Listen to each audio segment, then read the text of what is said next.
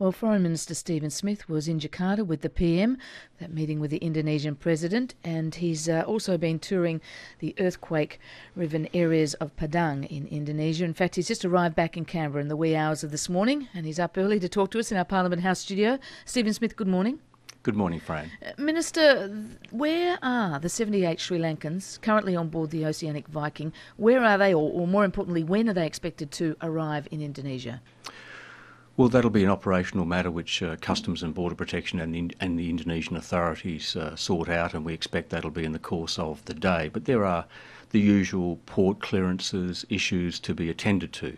The undertaking, the agreement between Australia and Indonesia, between President Yudhoyono and the Prime Minister, was that Indonesia would take this boat, would take the people off the Oceanic Viking, and that was as a result of a combination of both safety at sea issues and humanitarian issues. But the Oceanic Viking is a very large vessel, so there are porting and clearance issues, and that's ongoing. But the key thing here, the substantive key thing here, is the people on board the Oceanic Viking are safe, and that is what drove this issue, the safety of people on the high seas. In terms of their safety, can you confirm for us reports that some of the asylum seekers sabotaged the boat they are on, these people aboard the Oceanic Viking now, perhaps drilled holes in the vessel?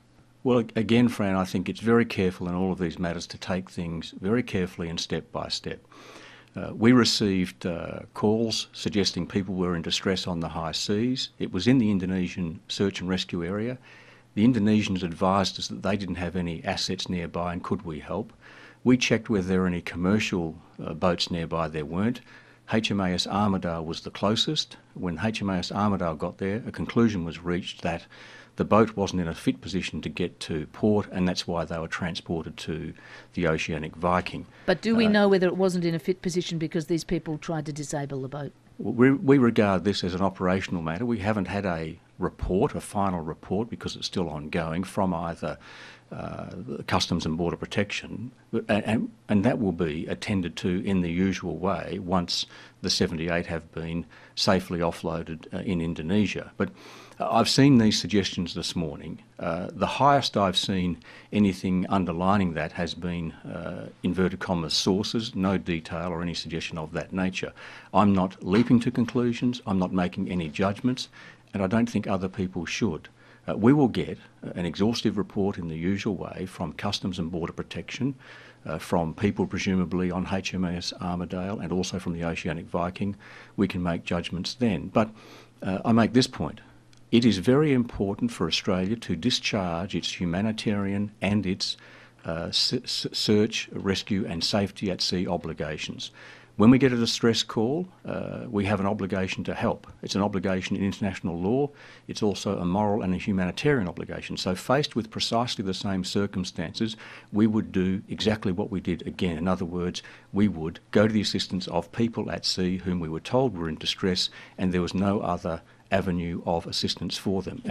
We did that at the request of the Indonesian authorities. And the Indonesians are taking them. Did Australia pressure Indonesia to accept these 78 asylum seekers? No, absolutely not. I mean, the discussion between President Yudhoyono and Prime Minister Rudd had a very firm basis to that conversation, which was there was no obligation on the part of Indonesia to take these people. And I think that explains some of the unnamed or unsourced comments we've seen from the Indonesian officials. They've been making the point substantively that there was no obligation and is no obligation on the part of Indonesia to take these people. That is why the President has couched it very much in terms of humanitarian and safety at sea. And I regard this very much as a one-off. It is qualitatively different from the large vessel or the vessel containing a large number of Sri Lankans who are now in Merak. That was in Indonesian waters and intercepted and interdicted within Indonesian waters. This took place outside of Indonesian waters, and there was never a suggestion by us that there was a legal obligation on the part of Indonesia to take them. So this was done as a matter of agreement between two nations, between a president and a prime minister, and I discussed the matter as well with my Indonesian counterpart, Foreign Minister Wiryuta, and our officials discussed it with Indonesian officials. In the end, we believe that the best thing to do was for these people to be offloaded in Indonesia. That was done on the basis of the humanitarian view that when safety at sea issues are in play, we have to firstly make sure that we render assistance when we're in a position to render assistance, and then find the best way of dealing with the people once they've been rescued, and that's what we've done. But well, if this is a one-off with this ship, what about the broader framework, the regional solution that the PM went to nut out with President Yudhoyono? The PM acknowledges there will be a cost to it. Australia will have to pay Indonesia to do more, to intercept and process. Can you confirm that there is a price per head, a price per asylum seeker, incentive payments being offered? What was agreed between Australia and Indonesia, and what both President Yudhoyono and the Prime Minister and I have said, is that we've agreed that we have to do more on the people smuggling and people movement front. Now, we have in existence between Australia and Indonesia the Lombok Treaty, which came into force when Hassan Wirajuda, the Indonesian Foreign Minister, and I signed it in Perth in February of 2008. That sets the scene for the modern relationship. It includes references to border protection, people smuggling and people movement. So what we do under the Lombok Treaty framework. We also have the Bali process, which is co-chaired between Australia and Indonesia, where countries in the region get together to deal with these matters. So all that's in place already. So what's been agreed? What extra? What's been agreed is that we know we are facing additional difficulties. We know we are facing additional push factors. We know as well that the people smugglers are using enhanced and different techniques, and we have to work together to combat those. And we've agreed that our officials will get together to see what more we can do, with a view to the Prime Minister and President Yudhoyono formally agreeing further measures. Now, so no price tag on the table yet? Well, we already make a considerable contribution to the Indonesian government, to the UNHCR, the United Nations High Commissioner for Refugees, and the International Organisation for Migration for the detention, for the processing, and for the settlement and resettlement of asylum seekers in Indonesia. And I don't think that we should categorise or characterise that in any way as a per diem or a bounty or any such pejorative terms. This is a regional problem. It involves not just Australia, not just Indonesia, other countries in our region, including Malaysia, and we have to work together, particularly now that we know we face these very significant additional push factors from Sri Lanka. Okay. We have to work very closely together. The Howard government worked out far too late that unless it was working closely with Indonesia and other countries in our regions, the boats would continue to come.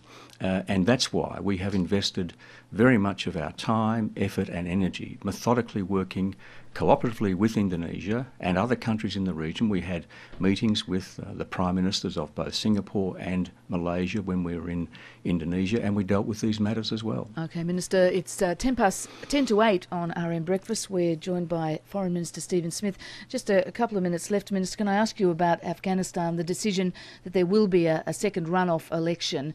We now face a situation where President Karzai is likely to be re-elected, but his legitimacy is shot to pieces, isn't it? I mean, how can we deal with a president who cheated? Well, so enormously cheated. Well, firstly, we've got a runoff, so I don't anticipate or predict the outcome of that runoff. That's the first point. Secondly, we were very pleased that the processes put in place, backed up by the UN, worked, the processes of the Afghan Election Complaints Commission and the Election Commission itself, and we also welcomed the fact that President Karzai and Abdullah, the other main candidate, have agreed to the processes, so we welcomed that.